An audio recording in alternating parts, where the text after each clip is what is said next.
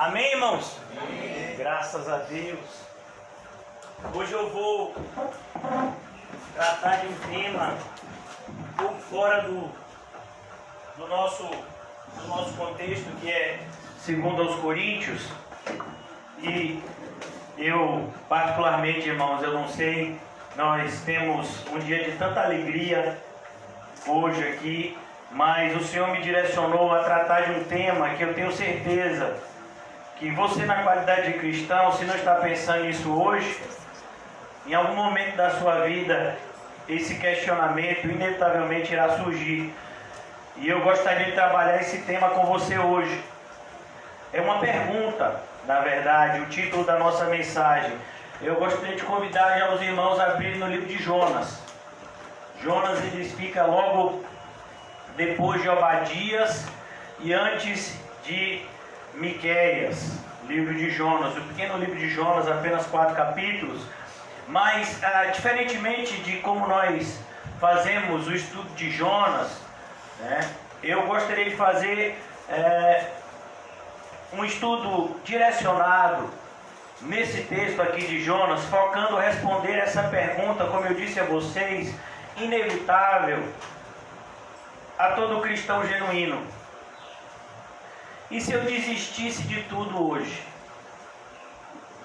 Eu tenho certeza que, se você nunca pensou nisso, talvez o seu cristianismo ainda não tenha sido provado. Nós, como cristãos, para sermos aprovados, precisamos ser provados. Tiago vai dizer que deveríamos ficar felizes ao passarmos por todo tipo de provação, mas normalmente não é assim. Em virtude da nossa carne, quando nós somos provados, nós temos uma forte tendência de pensar em desistir. Isso aconteceu com Elias, isso aconteceu com vários homens de Deus que chegaram a esse questionamento. E se eu desistisse de tudo hoje? O que aconteceria na minha vida? Eu quero desde logo deixar claro que eu parto do pressuposto que vocês são cristãos. Nós sabemos que existe um tratamento diferenciado, isso é muito claro na Bíblia, a respeito, um tratamento diferenciado de Deus em relação àqueles que são seus filhos, que Ele elegeu desde antes da fundação do mundo, e aqueles que não são seus filhos.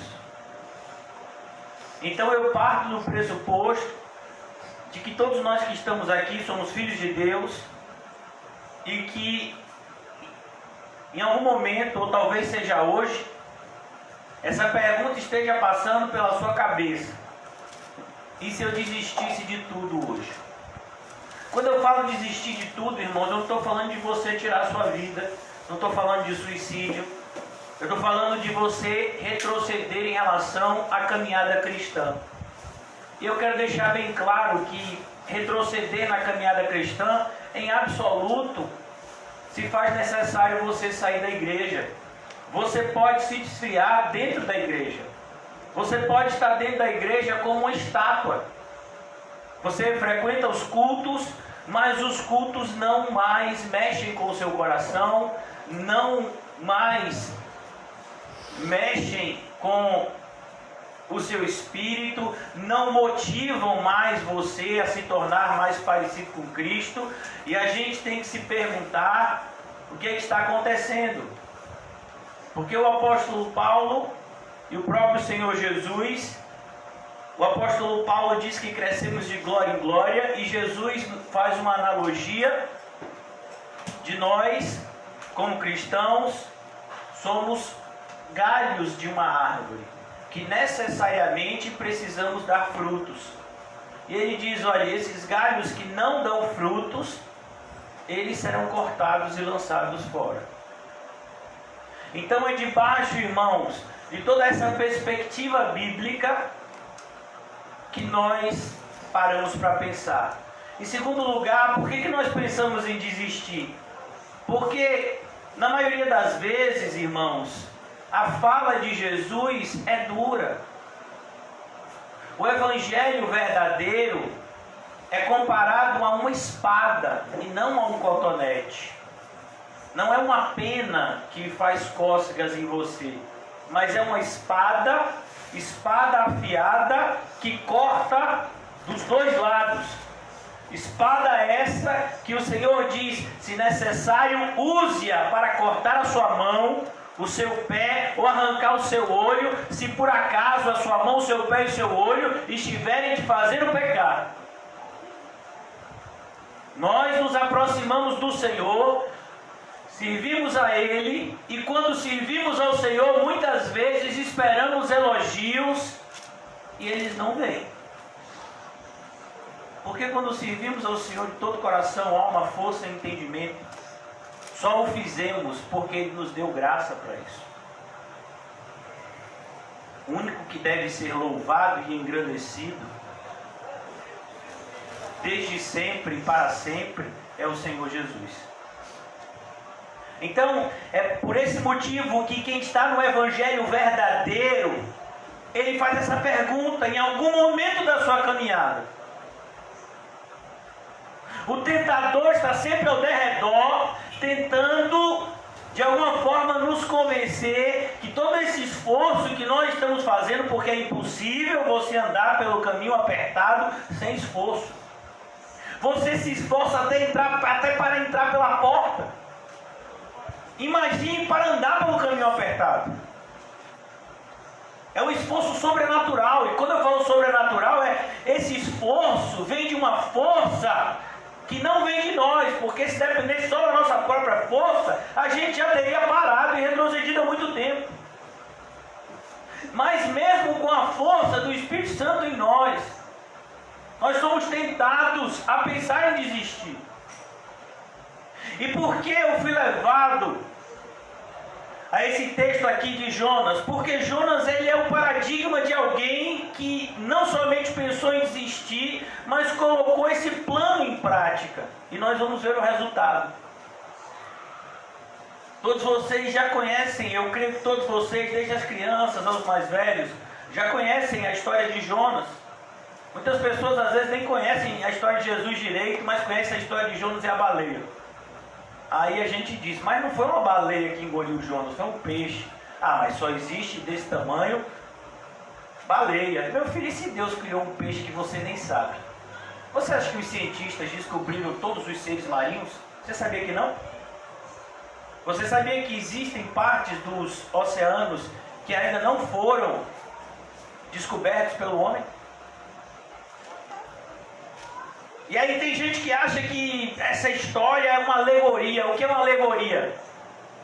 É como se fosse um faz de conta para tirar algum tipo de verdade, algum tipo de princípio. Não, essa história é verídica. É tão verídica que Jesus, inclusive, usa ela como exemplo para a sua morte e ressurreição. Ele vai dizer, assim como Jonas ficou 3 dias no ventre da baleia, ou seja, Jesus está dizendo que essa história é verídica. Assim como Jonas ficou 3 dias no ventre da baleia, o Filho do Homem, o Messias, também vai ficar 3 dias no túmulo e depois vai ressuscitar.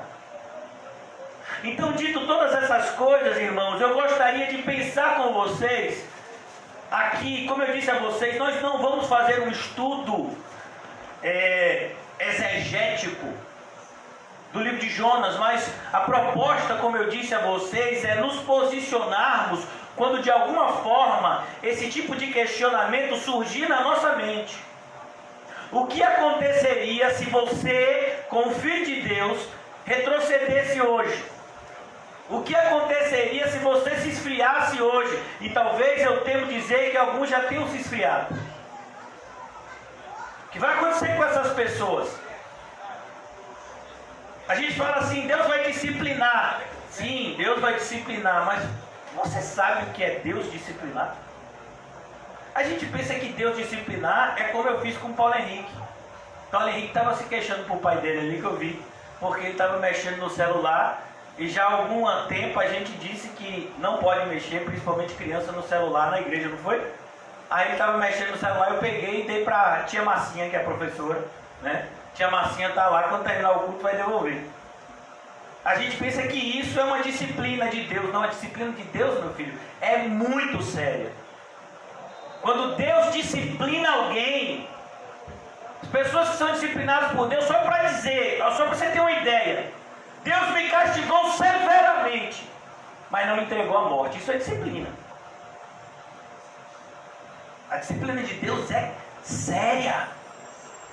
Deus diz: eu amo tanto os meus filhos que quando eu disciplino eles, eu uso um açoite. O máximo que a gente tomou aqui, quando era pequeno, é uma surra de cinto. O máximo. Alguém já tomou daquele de galho de árvore, que diz que dói também, né? Cipó. Cipó caboclo, rapaz, esse daí... Fio de telefone também. Fio de telefone. Mas, meu filho, eu garanto que ninguém aqui recebeu um açoite romano. Ninguém. Né? Porque eu acho que os nossos pais não tinham nem essa criatividade. Ainda bem. Graças a Deus. Livramento. Mas Deus diz: os meus filhos que eu amo, eu açoito. Eu açoito. Então a gente tem que tomar cuidado, irmãos. Eu quero que você entenda, sabe? Se você pudesse escrever no papel e colocar na porta do seu quarto, ou na porta da cozinha, no caso de alguns que frequentam mais a cozinha do que o quarto, você colocar lá: retroceder não é uma opção. Então aqui a gente vai ver Jonas, irmãos. Para você ver, Jonas inclusive ele está nos livros históricos. Jonas ele profetizou na época de um rei chamado Jeroboão II, por volta do século 8 a.C. Uma época em que, olha que coisa interessante, nessa época o reino estava dividido, e foi a época em que o reino de Israel teve o seu apogeu. Ou seja, ele conseguiu recuperar toda a sua fronteira e comercialmente estava muito rico, economicamente falando. Mas Jonas é contemporâneo de dois outros profetas que estão aqui, Oséias e Amós. Embora parecesse que Deus estava abençoando Israel, Deus estava muito chateado com Israel, e depois de cerca de 20 anos Deus iria riscar Israel da história do mapa. No ano de 722, os assírios invadiram Israel e acabaram com ela. Por isso, irmãos, quem Deus não disciplina é que tem que ficar com ele. Mas existe também, irmãos, algo que a gente tem que pensar. Existem disciplinas que podem ser evitadas se nós formos filhos obedientes. Se a gente sabe que o propósito de Deus vai acontecer, por que desobedecer? Se Deus te mandou ir, por que você não vai? Se Deus te mandou parar, por que você não para? Se Deus te manda fazer alguma coisa, por que você não faz? E aqui essa é a questão. Olha que coisa, Jonas ele era um profeta, ele estava acostumado em ouvir a palavra de Deus. Essa era a função do profeta. O profeta ele servia como mensageiro. Os profetas de hoje são os pregadores do verdadeiro evangelho. É o que eu faço aqui, o irmão José, nós fazemos toda terça, o irmão José na terça e eu nos demais dias, todos nós estamos aqui falando da parte de Deus, e a mensagem de Deus é uma só, os 66 livros da Bíblia.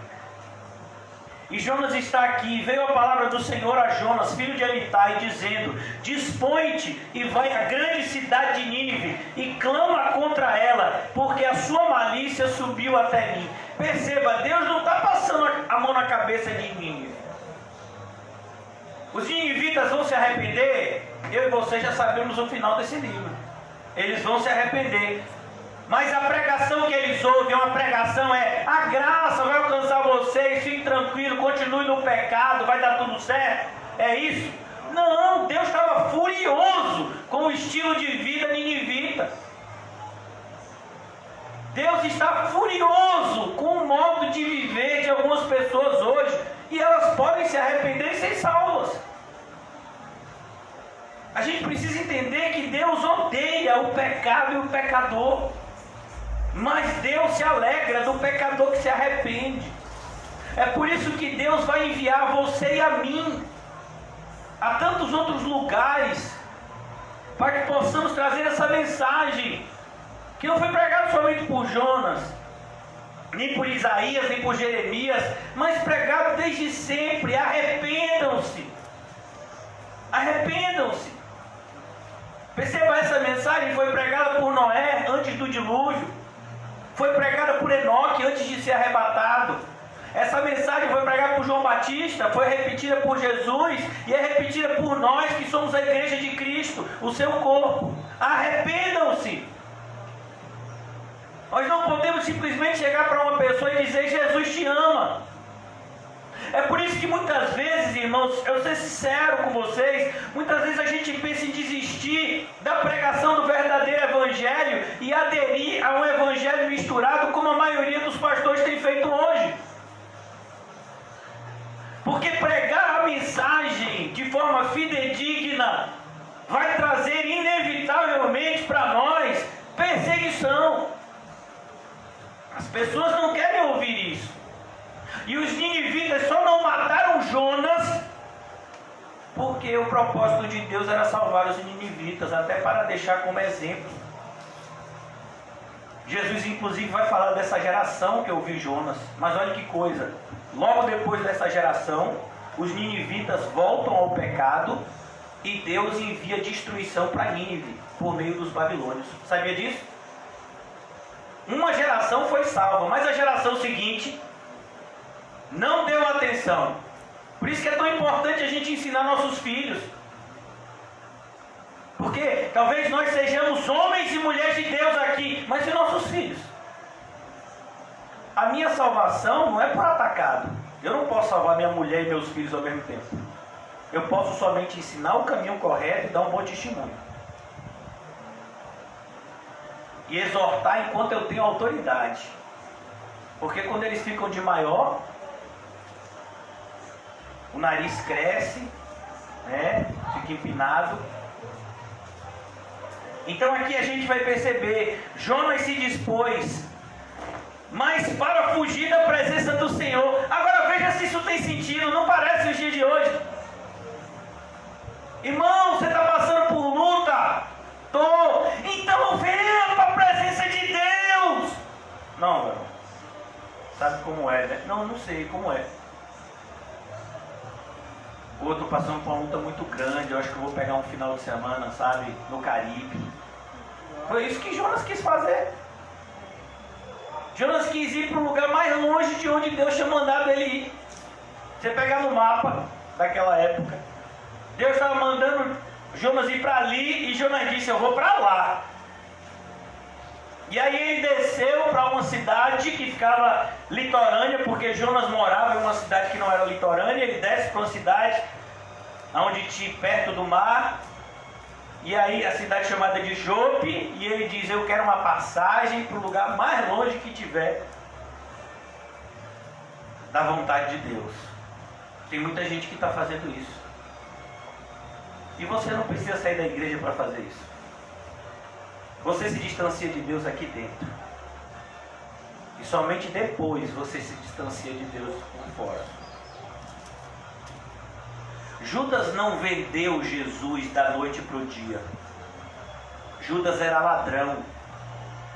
É o que diz o Evangelho de João. Judas amava o dinheiro.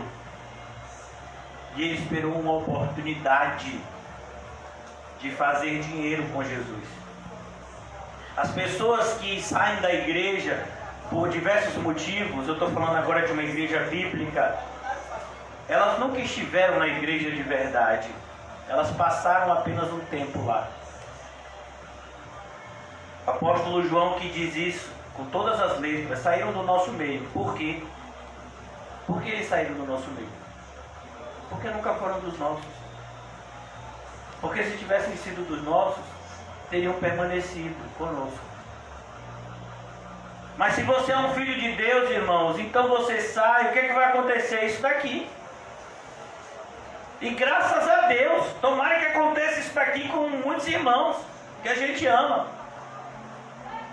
Jonas se dispôs para fugir da presença do Senhor. Agora veja, irmão, tem como fugir da presença do Senhor? Mas tem gente que acha que pode.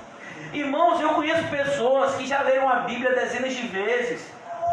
Eu conheço pessoas que têm anos de igreja, mas se afastaram dos caminhos de Deus, têm vivido vidas espirituais frias, gélidas, apáticas.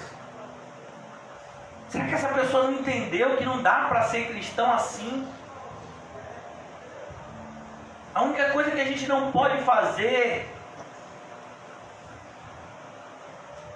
sabe, sem ser de todo o coração, é cristão. Por quê? Porque nós temos um Deus que olha para dentro. Inclusive nós vemos isso de forma literal. Na época do profeta Samuel, Deus diz: olha Samuel, o homem olha a aparência, mas eu sou dos corações. Os fariseus tinham aparência, mas o problema dos fariseus é que Deus conhecia o íntimo deles. Em muitos momentos Jesus demonstrou isso. Ele chega na casa de um fariseu chamado Simão, que convidou ele para jantar. Uma prostituta vem, começa a lavar os pés de Jesus, e aquele fariseu começa a julgar Jesus como um falso profeta, porque na sua mente ele dizia: se Jesus fosse um profeta, ele ia saber que essa mulher é pecadora, e para os judeus, encostar no pecador significava ficar contaminado. Para eles, uma pessoa pecadora, uma pessoa que tinha uma vida devassa, tinha que atravessar a rua. Era assim que eles tratavam os samaritanos, era assim que tratavam os publicanos, era assim que tratavam as meretrizes. E aí Jesus deixa aquela mulher lavar com as lágrimas, enxugar com o cabelo, beijar os seus pés. Aí Jesus, sabendo o que aquele Simão tinha pensado, ele diz: olha, vem cá Simão, eu quero te fazer uma pergunta. Um credor, o que é um credor? É alguém que tem dinheiro a receber. Um credor, ele tinha 2 devedores. Um que devia 50 e um que devia 5. Nenhum dos 2 tinha condição de pagá-lo. Então ele resolveu perdoar a dívida dos 2. Quem você acha que vai ser mais agradecido?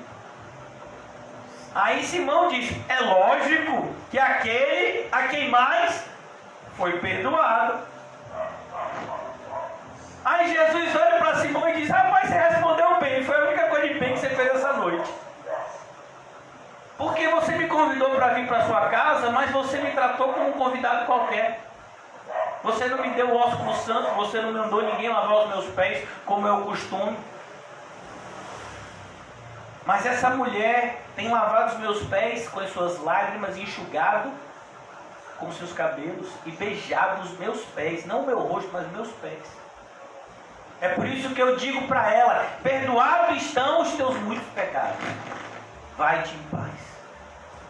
Percebe, irmãos? Quando a gente está se sentindo mal, a gente não foge da presença de Deus, a gente foge para perto de Deus. A nossa tarefa é difícil? Não, a nossa tarefa é impossível. Mas nós temos um Deus que torna o impossível possível. Essa é a nossa fé. É possível pregar para mortos e eles ressuscitarem? Para Deus é isso que a gente faz. Perguntaram para um homem do passado, um pregador do passado: você ora pelos mortos? Ele disse: não, eu prego para eles. Porque todos os homens nascem mortos em delitos e pecados. Então quando a gente evangeliza eles, o que a gente está fazendo? Foi o que eu falei para vocês há um tempo atrás. É como se a gente estivesse num vale de ossos secos. Mas aquele vale de ossos secos pode se tornar um grande exército, se assim Deus quiser. A gente está orando para chegar lá no mês que vem evangelizar em Vista Alegre. E a nossa esperança é essa: que Deus vivifique corações. Nós já estamos há mais de um ano em Cosme de Farias e a nossa esperança é essa: que Deus vivifique corações. Nós já estamos aqui, Kio me disse, há 5 anos, né, Kio? E nós esperamos que Deus vivifique corações como tem feito. Essa é a nossa esperança, essa é a nossa fé. É difícil a tarefa? É lógico que é. Irmãos, a gente começou no depósito de Quinho, cheio de gás do lado, que alguém se acendesse o isqueiro e morrer todo mundo. Você olha para um lado, gás, e diz, "Ih, rapaz, se o inimigo acender uma faísca aqui, não vai salvar nenhum crente para contar a história. Mas não é que a gente vai para o céu." Depois a gente foi para casa, meu filho, para um lugar, eu não sei nem se aquilo é uma casa, é um cubículo. Eu acho que era mais ou menos do tamanho desse púlpito, maior um pouquinho, não era? Quando entrava 5 pessoas, lotou. Eu ficava assim, ó. O negócio aqui colado aqui. Eu digo...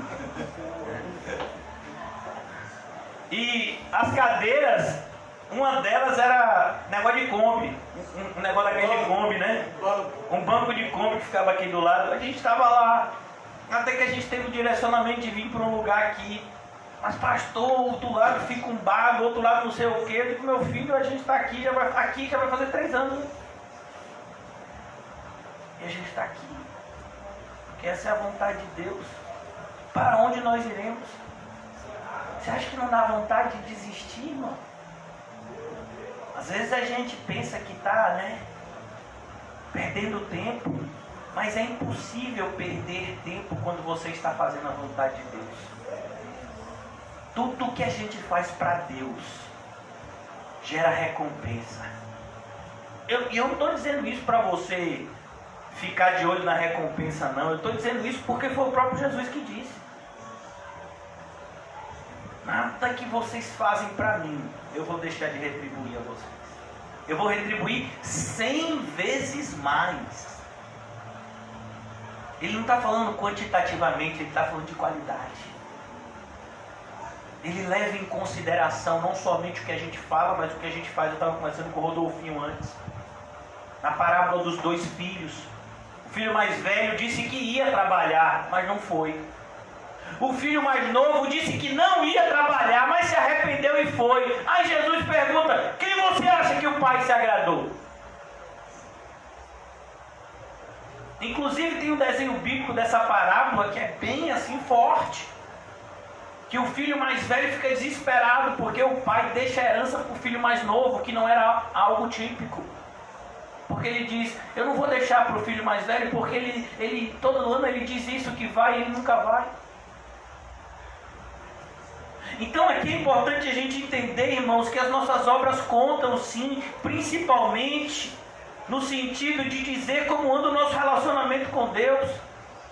Como é que estava indo o relacionamento de Jonas com Deus? De mal a pior.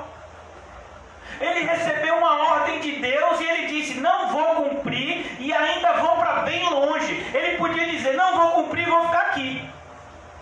Ele diz, não vou cumprir e ainda vou para bem longe. Porque se eu ficar aqui em Israel, pode ser que Deus levante algum profeta para me repreender. Como levantou Natan para repreender a Davi. Jonas, rapaz, Deus já não lhe mandou ir para Nínive? Por que você não foi ainda? Ele disse, eu não vou ficar aqui não, porque é como tem gente que diz, eu não vou ficar aqui na igreja porque vai que o pastor vai pregar a respeito do meu pecado, se eu quero viver em pecado, eu vou ficar no mundo mesmo. Se você for um crente, meu filho, e estiver pensando dessa forma, cuidado, viu? Porque tem um peixe preparado para você. E não é um peixe para você comer, não. É um peixe que vai engolir você. Então ele diz, Jonas se dispôs para fugir da presença do Senhor para Tarsis, e tendo descido a Jope, achou um navio que ia para Tarsis, testificou. Você vai perceber, irmãos, olha que quando você começa a se afastar de Deus, num primeiro momento, as coisas melhoram. Sabe por quê? Porque o diabo, ele dá um alívio. Aquele diabo que vive ao redor, tentando te perseguir, tentando te derrubar, uma vez que você já está caído, ele vai te derrubar para quê? Ele vai fazer você o quê? Se sentir bem caído. Irmão, você já caiu na cama cansado, mas você sabia que tinha coisa ainda para fazer. Sabe quando você chega? Hoje em dia não, porque hoje em dia está tudo mudado por causa dessa questão do Covid, né? Mas às vezes a gente chegava em casa assim, pelo menos eu tiro por mim, né? Antes de me casar, depois de me casar, aí o negócio mudou, porque minha esposa com esse negócio de limpeza, mesmo antes do Covid, o negócio dela é sério. Mas eu já cheguei em casa cansado, E aí você nem tira a roupa, nem nada, você só tira malmente o sapato, ainda fica com a meia, aí você cai no colchão. Mas você sabe que ainda tem que trocar de roupa, tomar um banho, escovar um dente e tal. Você já para, não. Se eu não escovar o dente, não vai cair não. Se eu não tomar banho hoje... Eu tô tão cansado, sabe? Não tem esse dia que você chega em casa, parece que um trator passou por cima de você. E às vezes isso não é nem físico. Às vezes é um sentimento espiritual de desgaste. Assim é o diabo. Ele faz com que você se sinta bem deitado, quando o Senhor Jesus quer que a gente esteja em pé. Põe-te de pé e falarei contigo. A ideia de pé é a ideia de prontidão. Mas pastor, a gente não ora de joelho, mas a ideia de joelho é outra. A ideia de joelho é a ideia de submissão. Eu posso ficar de joelho, mas eu não vivo de joelho. Por quê? Porque eu vivo cumprindo ordens de Deus. E para cumprir essas ordens eu vou ter que andar. Tanto que Jesus diz, siga-me. Jesus não diz, se ajoelhe-me. Então aqui Jonas, ele faz o oposto. E ele acha que não vai dar em nada. Às vezes a gente pensa assim, né? Pastor, eu vou dar um tempo de igreja assim, né? Mas assim, eu vou... No futuro eu sei que o caminho é esse, eu vou voltar, né? Você acha mesmo? Quantas vezes eu já ouvi isso, irmão, sabia? Ô pastor, eu tô com alguns problemas pessoais, e aí, sabe como é, né? Não, eu não sei, meu filho. Eu só sei o que a Bíblia me ensina. E aí ele diz aqui, e tendo descido a Jope, achou um navio que ia para Tarsis. Pagou, pois, a sua passagem e embarcou nele. Ele embarcou. Então ele disse, olha, se Deus tinha que fazer alguma coisa comigo, era até eu embarcar. Deus podia ter feito um monte de coisa, podia ter enviado uma pessoa para me repreender, ele podia ter feito um barco ir embora sem eu chegar, ele podia ter feito um barco nem estar lá. Mas ele ainda está permitindo tudo isso porque ele sabe que eu preciso de férias. Você acha mesmo que Deus vai te dar férias? Você acha mesmo? Você acha que Deus, ele é o Deus da CLT? Que você vai ter um descanso assim semanal, um descanso, né, anual? Não, meu filho, o trabalho do Senhor é intermitente. Então ele achou um navio para Tarsis, pagou, pois, a sua passagem, embarcou nele, para ir com eles para Tarsis. Com eles quem? Com os ímpios, não tinha nenhum crente nesse navio. Se você quiser ir para longe de Deus, você vai ter que se juntar com quem está longe de Deus. É por isso que uma das coisas que eu percebi na igreja, ao longo desses 9 anos de pastoreio, é como as pessoas se juntam quando elas não querem nada com Deus. Às vezes você tem uma pessoa que você já sabe que está na igreja só ocupando lugar. Quando você vê alguém andando com essa pessoa, você já fica com medo. Por quê? Porque você sabe que vai acontecer a mesma coisa com essa pessoa. A Bíblia é muito clara. No livro de Amós, inclusive, nós lemos isso. Podem 2 andarem juntos se não estiverem de acordo? Pode. Meu filho, se eu sou crente, a gente tem falado até de santidade em 2 aos Coríntios, capítulo 6. Eu vou me juntar com determinadas pessoas. Para onde é que ele vai? Para Tarsis, para bem longe do templo, da presença de Deus. É claro que a gente sabe que Deus está em todos os lugares do mundo, mas de maneira especial Deus se revela no meio do seu povo. E Jonas não estava indo embora de Israel. Perceba, ele fugiu de quê? Da presença do Senhor. Perceba que quando uma pessoa sai da igreja, ela não sai da igreja, ela foge da presença do Senhor. Ah, mas eu continuo na igreja em minha casa, mas eu continuo em minha igreja, sabe, na ilha, mas eu continuo na minha igreja no espaço. É sério, irmão? A minha pergunta é sempre, irmão, foi aí que Deus mandou você estar? Deus falou assim, inclusive, com um dos homens que mais viveram perto dele, que foi o profeta Elias. Elias, o que fazes na caverna, Elias? Quem mandou você me pagar? Não chamei você para ficar em caverna, Elias. Vai, fazer o que eu já mandei, que eu estou te mandando. Então a ideia, irmãos, é que Deus exige de nós operosidade. E eu vou dizer uma coisa para vocês. Quem aqui já andou de bicicleta? José eu sei que não andou, mas vai andar. É um desafio da igreja, né? Providenciar, ensinar o irmão a andar de bicicleta. Ele já dirige carro, imagina bicicleta, vai ser bem mais fácil, né? Vai ser difícil.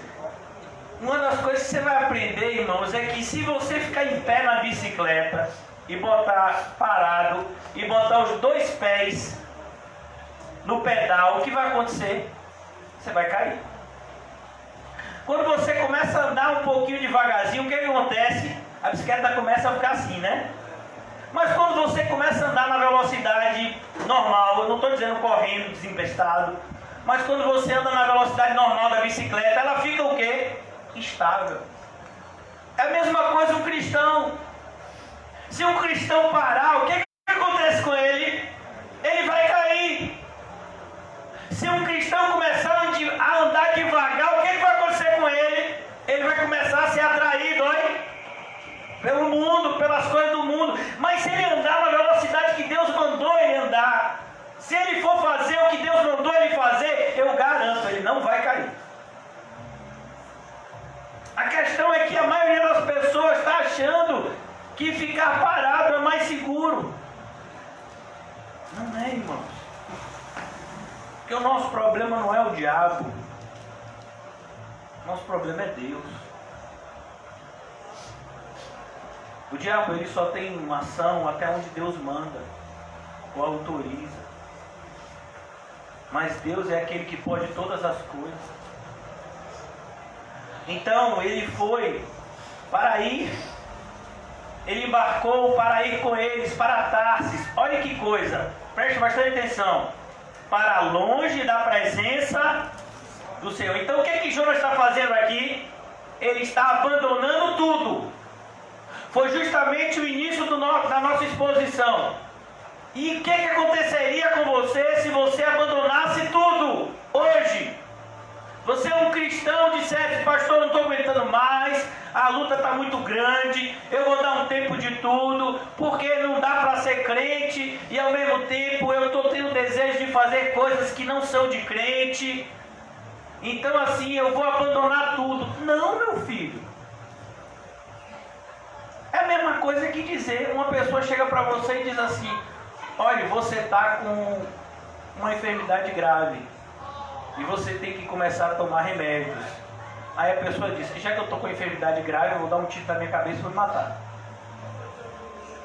Ninguém me disse que você ia morrer. Está dizendo que você tem uma enfermidade que você precisa tratar. A mesma coisa é, ninguém diz para você que o caminho ia ser fácil. E ninguém diz para você que você tem que desistir quando você tropeçar ou quando você for tentado. Muito pelo contrário. Quando você tropeçar, você levanta. Quando você for tentado, você busca a sabedoria de Deus para superar aquela tentação. Foi com a sabedoria que Jesus venceu a tentação. O diabo tentou Jesus de 3 formas e Jesus venceu a tentação no deserto usando a sabedoria de Deus por meio da sua palavra. Primeiro Jesus responde, nem só de pão viverá o homem. Depois Jesus responde, não tentarás o Senhor teu Deus. E por último Jesus responde, não adorarás a outros deuses, somente a Deus prestará culto.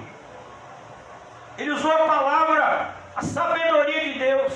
Por isso, irmãos, desistir não deve ser uma opção para você. Você deve procurar o quê?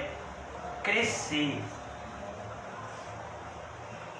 O que eu posso fazer mais pelo Senhor? Olha, irmãos, eu vou dizer uma coisa para você. A gente vive num mundo que o tempo todo está dizendo que a gente está cansado, né? Descanse, você está tão cansado. Mas deixa eu lhe dizer uma coisa, você está cansado de quê? Seja sincero. O que lhe cansa? Que a gente olha na Bíblia, irmãos, a gente vê uma pessoa passar 40 dias e 40 noites em cima do monte, orando, Moisés, e ele não desceu cansado, ele desceu iluminado. Glória a Deus. Ele desceu com um resplendor tão grande que o povo se assustou, o tamanho brilho da sua face. A gente olha um jovem no Novo Testamento chamado Estevão, que juntamente com outros 6, eram 7, e ele era um dos 7. Era responsável por dividir os donativos para milhares de pessoas. E você vê Estevão cansado? A gente olha para o apóstolo Paulo pregando no mundo inteiro conhecido da sua época. Você vê o apóstolo Paulo cansado? Então, se a gente está cansado, irmãos, é porque a gente está fugindo de Deus. E não porque a gente está andando com Deus. Porque quem está andando com Deus não se cansa. Muitas pessoas me perguntam, pastor, ou às vezes até pessoas que não me chamam de pastor, pessoas que me conhecem, né, pelo nome de Nizam. Rapaz, você está aí com 50% do seu pulmão comprometido e você faz tudo isso aí? Meu filho, eu estou cansado. Os cansaços que eu tenho é das coisas do mundo. É as coisas do mundo que me puxa, que me cansa. Mas quando eu venho para a casa de Deus, eu sinto opressão, luta, mas saio daqui renovado. E eu louvo a Deus por Ele não ter me deixado muito tempo de molho. Ele botou logo um Covid em José também. Mas graças a Deus, Deus é tão precioso, né? Que o Covid de José foi igual ao de Quinho, né? Eles só fizeram ganhar uma barriguinha. Oh, meu pai. Mas não veio uma tosse, não veio nada, graças a Deus. Né? Foi um Covid assintomático. Né? O que o irmão José, aquele que queriam sentir mais dor, era do chikungunya, que eles tiveram chikungunya antes do Covid, não foi isso mesmo? Então a gente percebe isso, irmãos. Fazer as coisas por Deus. Eu vejo aqui o irmão Mateus, o irmão Edeval, o irmão Paulinho e outros irmãos estiveram aqui hoje pintando a igreja. E está todo mundo aqui. Passaram o dia pintando a igreja, irmão. E é um trabalho cansativo. O irmão Rodolfinho também foi, agora eu me lembrei que estava ali fora. O irmão José tirou uma foto sua, te pintando. E a gente fica assim, por que a gente está tão cansado às vezes? Irmão, sabe o que é que cansa? Carregar o fardo do pecado. É verdade, Senhor. Você não precisa disso. Sabe?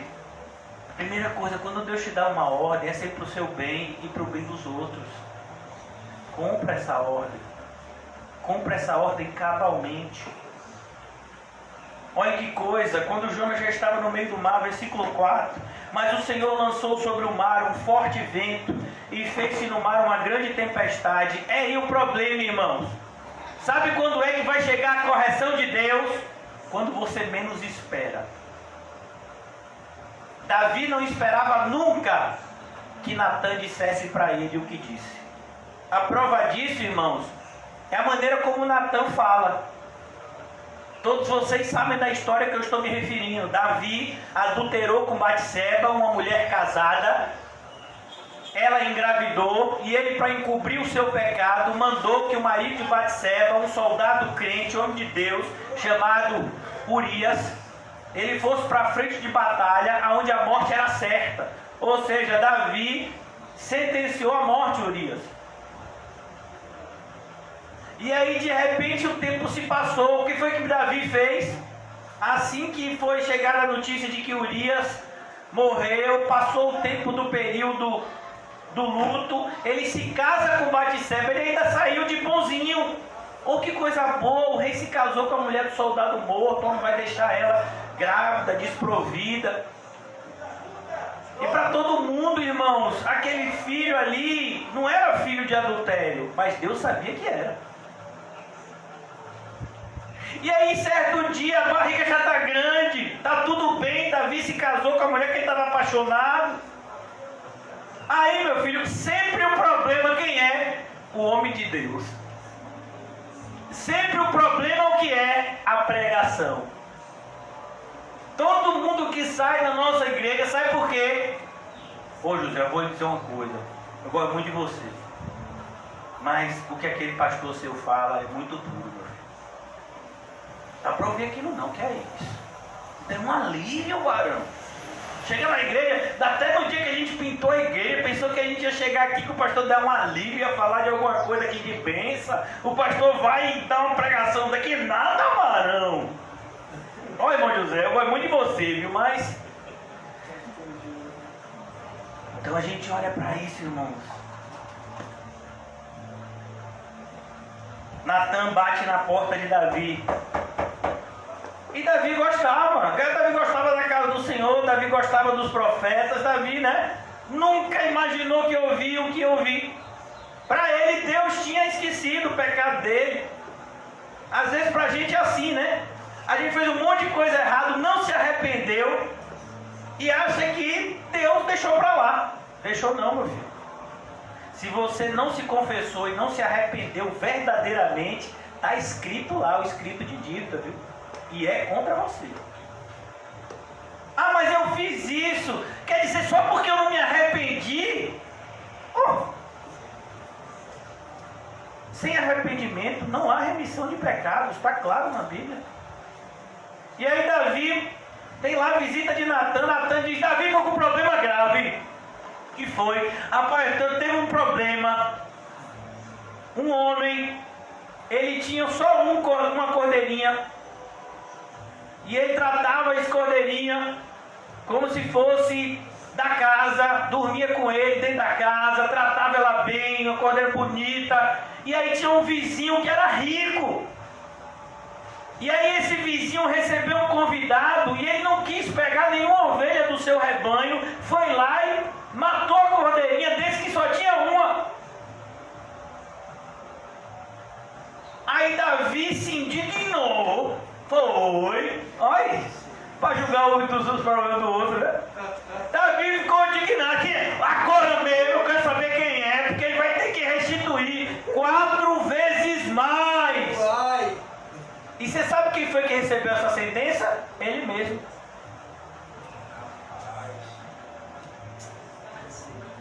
Aí Natan disse: Davi, esse negócio é grave, né, Davi? É grave, rapaz, como é que pode? A pessoa tinha uma só. Por quê? Porque Davi, a essa altura, Davi já tinha um monte de esposa, irmãos. Davi se casou com, acho que 3 ou 4 ou 5 esposas, foge a memória agora. A gente sabe de Abigail, Mical, Batseba, mas tem pelo menos mais 1 ou 2. E aí de repente ele toma a esposa de outro que só tinha uma. E que era um soldado, ou seja, era um homem pobre. E aí Natan diz: pois é, Davi, você está dizendo que é para ele restituir 4 vezes, né? Que o que ele fez é muito sério, né, Davi? É. Pois é, Davi, esse homem é você. Você já imaginou a cara de Davi quando ouviu isso?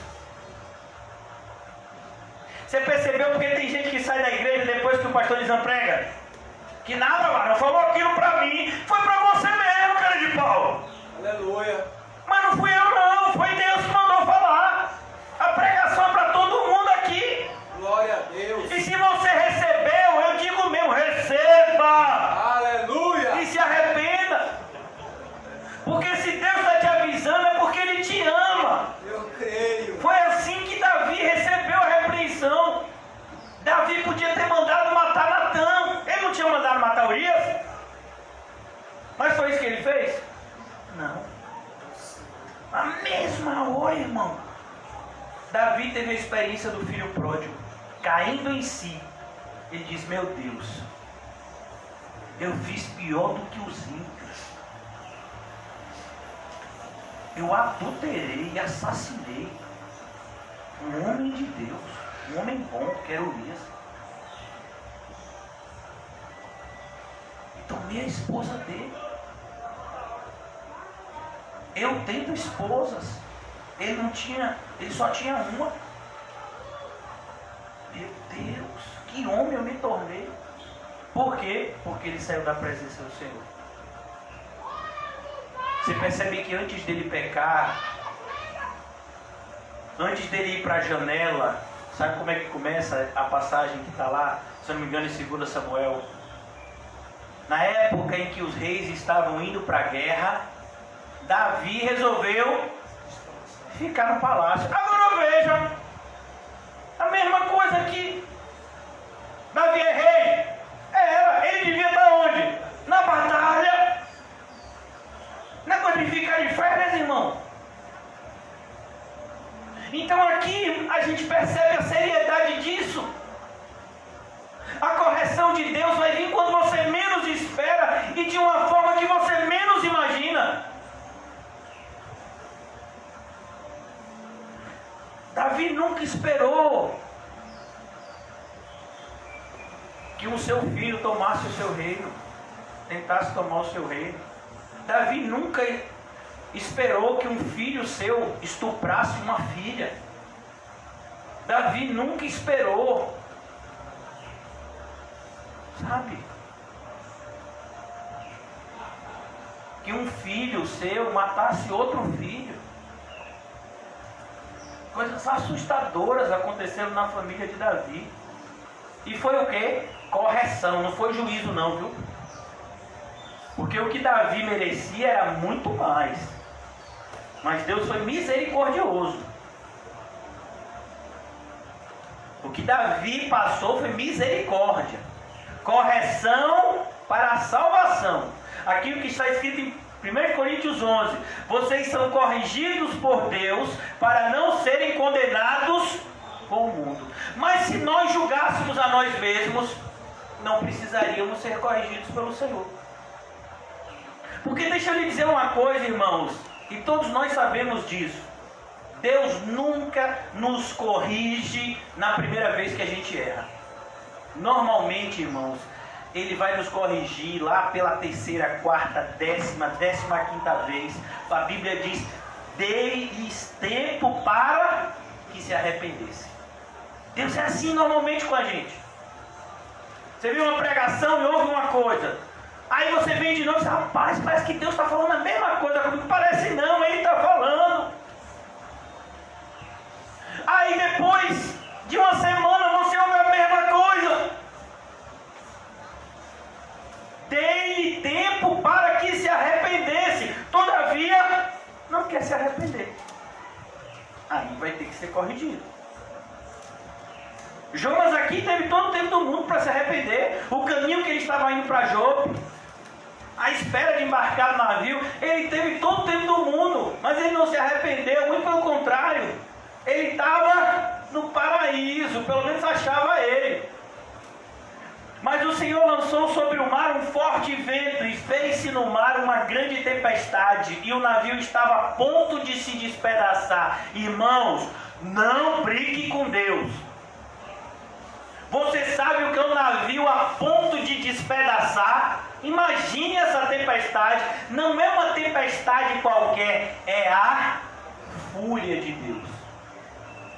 Deus se ira com aqueles que desobedecem a Ele. Não ache que isso é brincadeira. Não ache que eu quero te assustar. Eu quero simplesmente te apresentar o Deus da Bíblia. O Deus da Bíblia não tem nada a ver com o Papai Noel. O Deus da Bíblia é um Deus justo e santo.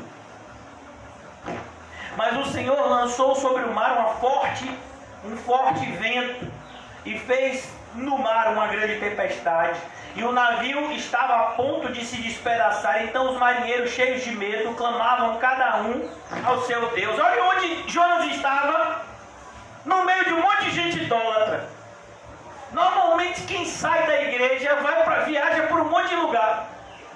Tem gente que sai da igreja, começa a praticar Tai Chi Chuan, começa a ir para nessa de budismo, começa a ver parente de passado.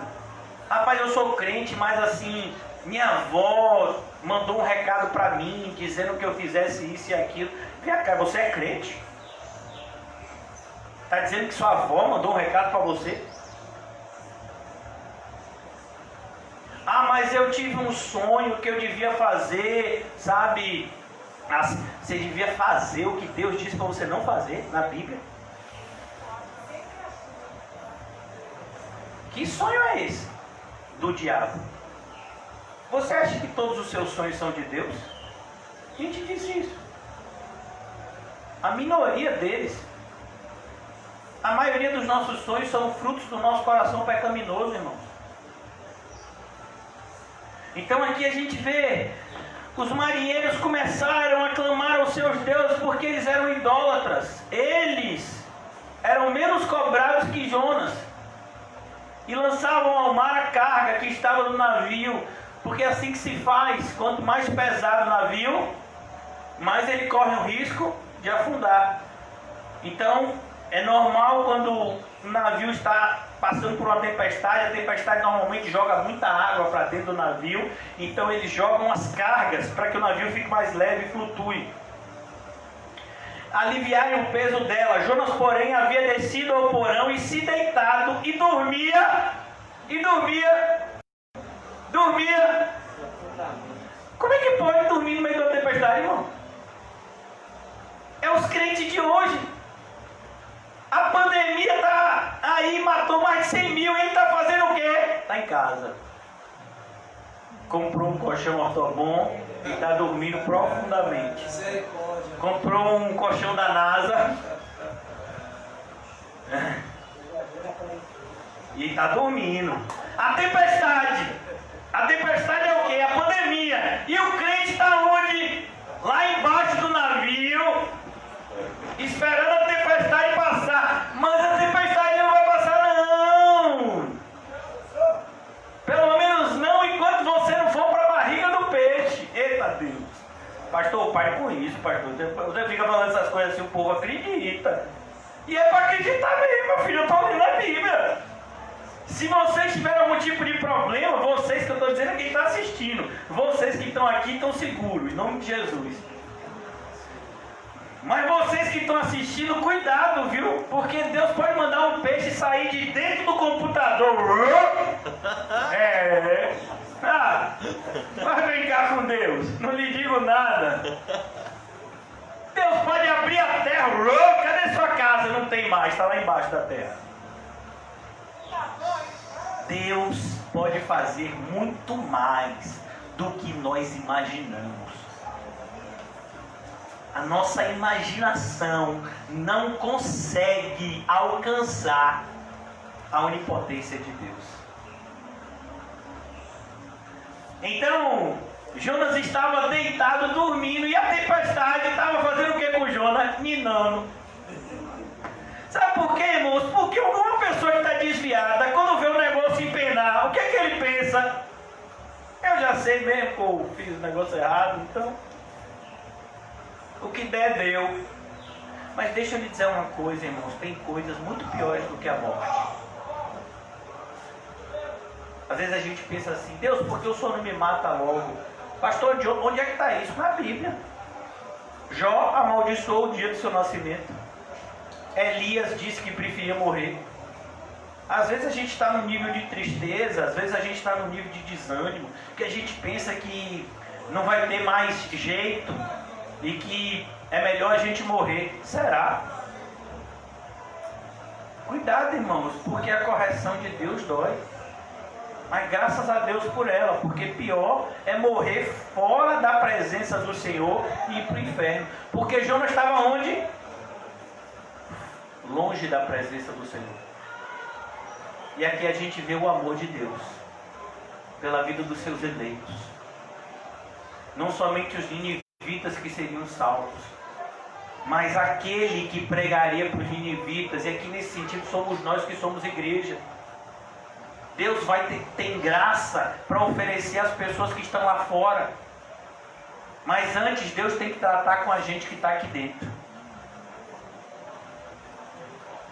Que autoridade a gente tem para falar de Deus se a gente não está na presença de Deus? Já conversei com algumas pessoas que disseram, eu estou evangelizando uma pessoa no meu trabalho, eu estou evangelizando uma pessoa no meu prédio, eu estou evangelizando um vizinho, e você não está na igreja e está evangelizando? Qual a autoridade que você tem? Cuidado, porque o exemplo na Bíblia é assustador. São os exorcistas lá, filhos de um judeu chamado Seva, está lá em Efésios, capítulo 19 ou 20. filhos de um judeu chamado Seva, exorcistas ambulantes. E eles expulsavam o demônio em nome de Jesus que Paulo pregava. Aí teve um demônio, o demônio estava levando eles na brincadeira. Mas teve um dia que o demônio se indignou com eles e disse: vem cá, eu conheço a Jesus, morro de medo, ele é o Senhor da glória. Eu conheço o Paulo, que é servo de Jesus, tenho também medo dele, que eu não vou de vez nele não. Mas e vocês, quem são? E um endemoniado sozinho bateu em 7 judeus. E não só bateu, eles fugiram desnudos. Que vergonha para um judeu correr despido. E a gente percebe, irmãos, não brinque com o mundo espiritual. Quando José repete aqui dezenas de vezes, e eu também, que o mundo espiritual é real, a gente está querendo dizer para você: não brinque com o mundo espiritual, ele é real. Você pode não acreditar no demônio, mas ele acredita em você. Você pode achar que o diabo não está lá te esperando na sua casa quando você chegar lá, mas ele está. Você pode achar que ele não está premeditando astutas ciladas contra você essa semana, mas ele está. E se você dormir, irmãos, vai ser pior para você. Eu já quero concluir por causa do horário. Eu creio que nós ainda vamos conversar sobre esse tema amanhã de manhã e de noite. Mas aqui ele diz: chegou-se a ele o mestre do navio. Aqui o mestre é o capitão. Ele disse: o que se passa contigo, agarrado no sono? Levanta-te, invoca o teu Deus. Talvez assim esse Deus se lembre de nós, para que não pereçamos. Olha o que o incrédulo está dizendo: a gente já clamou por nossos deuses. Os nossos deuses não resolveram nada. Vai que o Senhor resolve. E era o único Deus que podia resolver. Quem é? É o Deus verdadeiro. Mas se você fugiu da presença dele, como é que você vai clamar por ele? Me diga aí. Se você está indo para longe dele. Mas pastor, eu estou ouvindo dezenas de pregações pela internet. É, o diabo também. O diabo já leu a Bíblia mais do que todos nós juntos. A diferença é que ele não obedece. E diziam uns aos outros, concluindo: vinde e lancemos sorte, para que saibamos por causa de quem nos sobreveio este mal. Esse era o costume da época. Saber quem era o culpado, porque naquela época se tinha essa ideia. Quando vinha uma tempestade, achava-se que algum Deus estava furioso e que era alguma pessoa que tinha trazido aquela maldição para lá. E na verdade, irmãos, em alguns casos isso é sério. Como é que você vai ajudar uma pessoa que está em rebelião contra Deus? É a mesma coisa. Imagine se uma pessoa chega para você e lhe diz: Reginho, me dê 50 reais porque eu quero comprar de droga ali para mim. Você dá? Claro que não. Agora a pessoa chega e diz assim: me dê uma oportunidade de trabalho, e você sabe que a pessoa está em desobediência a Deus, você vai dar?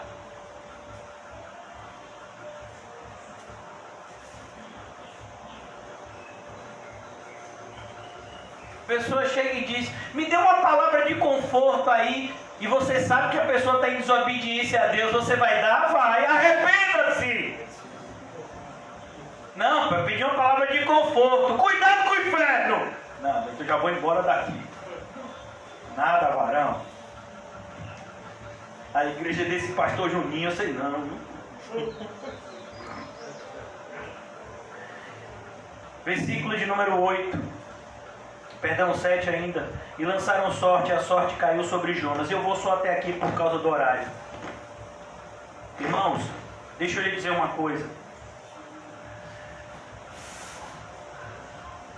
O pior da correção de Deus, em alguns casos, é que ela vai atingir pessoas que a gente ama e que muitas vezes a gente não queria ver sofrer. Do mesmo jeito que a luz ilumina, as trevas escurece. Do mesmo jeito que quando você está obedecendo a Deus, pessoas que muitas vezes nem são de Deus, vão se sentir bem por conta da presença de Deus na sua vida. Quando você se afasta de Deus, a maldição que você carrega vai atingir pessoas que você ama. Isso é fato.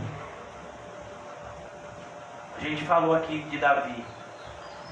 Você viu o que custou para Davi? Sabe, irmãos, é importante que a gente entenda que as nossas consequências, principalmente nós que somos homens, as nossas consequências, elas inevitavelmente podem alcançar pessoas que amamos. E a gente tem que pensar seriamente acerca disso.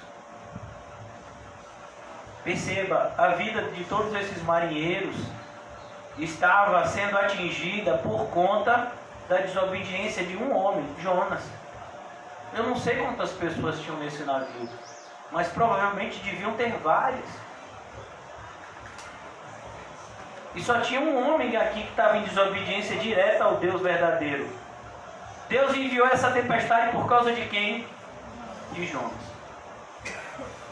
Por isso que eu quero orar essa noite, eu quero pedir a vocês, irmãos, principalmente aqueles que estão afastados do Senhor, aqueles que estão pela internet, repense o seu cristianismo. Porque se de fato você é um filho ou uma filha de Deus, e você está fugindo da presença do Senhor, se escondendo por conta de um vírus, se escondendo por conta de um medo. Irmãos, eu fico assustado hoje, cada dia tem me assustado mais. Hoje eu fui comprar algumas coisas para meus pais, e uma praça que tem lá na Pituba, uma praça que se chama Ana Lúcia Magalhães, a praça estava lotada, mais cheia do que um sábado sem pandemia. Estava lotado, todo mundo brincando. Existiam os bares ao redor dessa praça, existiam pessoas sentadas nesses bares, bebendo. Mas por que esses cristãos que saíram da igreja por conta da pandemia não voltaram? O que está acontecendo com determinado grupo de pessoas, irmãos? E eu não estou dando um recado somente para as pessoas da igreja evangélica, da nossa congregação, da comunidade cristã Vida Eterna. Não, eu estou falando para o movimento evangélico do Brasil. Que vergonha! Como a igreja tem se acovardado. Esse era um momento para a gente fazer, para eles fazerem como nós fizemos aqui. Pregar todos os dias. Ser motivado pelo Senhor, não a retroceder, mas a avançar no evangelismo, porque as pessoas estão perecendo sem Cristo, e nós temos a obrigação de avisar ao pecador que se arrependa. Se ele não se arrepender, não é problema nosso, mas se a gente não for até ao pecador que Deus mandou irmos, o problema vai ser nosso sim. O sangue estará nas nossas mãos. Então a gente tem que repensar o nosso cristianismo, irmãos, além dessas 4 paredes aqui. Aqui é só o começo. Aqui é a base para que a gente saia e alcance os perdidos. Mas se a gente não está dando fruto dentro da própria congregação, que autoridade a gente tem para convidar alguém para um culto? Ah, mas eu mando o link da pregação para outras pessoas. E daí? Você acha que isso está... Tem gente, irmãos, que está dando glória a Deus. Por quê? Porque ele já contabilizou o dinheiro que ele economizou nesse período. Ah, não tinha um dinheiro de transporte, tinha um dinheiro da oferta. Olha para isso, olha, nesses 4 meses eu já economizei um dinheiro que eu vou fazer uma obra, mas vai ser para mim. O pessoal já botou no papel. Rapaz, assistir igreja pela internet é muito mais barato. É um ótimo investimento. O máximo que você tem que ter uma internet, mas quanta gente pega internet, né, de vizinho, né? Não precisa nem ter uma internet sua mesmo. Você, ô vizinho, e aí? E aí, ó, você pega uma internet, meu filho, um celularzinho qualquer. Pronto, eu sou crente, estou assistindo o culto. Glória a Deus, aleluia. Nada, esse negócio de ir para a igreja, dá um mau trabalho, né? Não, Mateus? Ainda me botaram para pintar. Oh, meu Deus. Ainda tenho que dizimar, ofertar. Ainda tenho que ajudar um irmão que às vezes eu vejo que precisa de ajuda e Deus me impulsiona a ajudar. Que nada, varão. Eu fico aqui em minha casa, ninguém me incomoda. Por que você acha que as pessoas estão em casa? Você acha que é só por causa de um vírus? Conveniência. Esse é o evangelho que essas pessoas querem, mas elas não vão encontrar aqui. Nosso evangelho, ele é cristocêntrico e esperamos permanecer assim até a nossa morte. Mas o que a sociedade quer hoje em dia é um evangelho conveniente. Conveniente com o pecado, conveniente com a missão, conveniente, irmãos, com a paralisia espiritual, conveniente com a mornidão espiritual, conveniente com a esterilidade espiritual.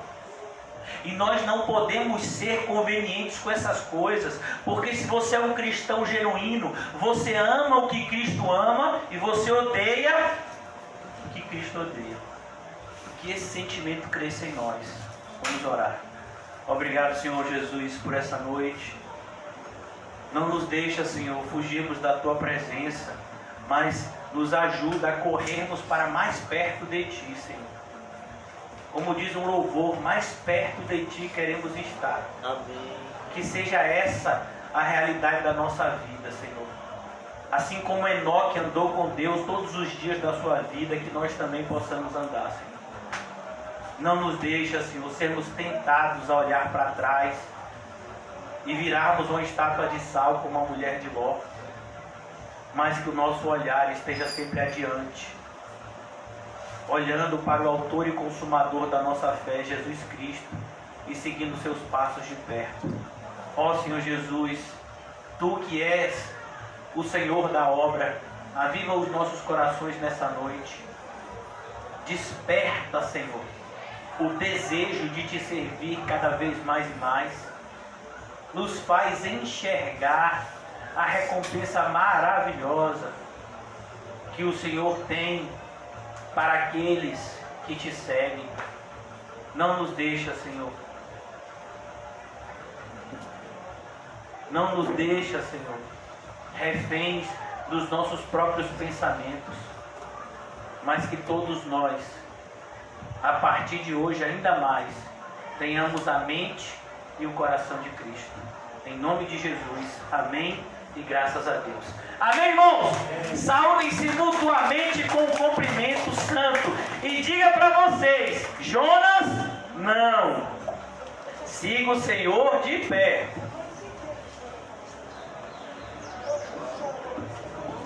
Eu fico procurando aqui um lugar para... Porque pensando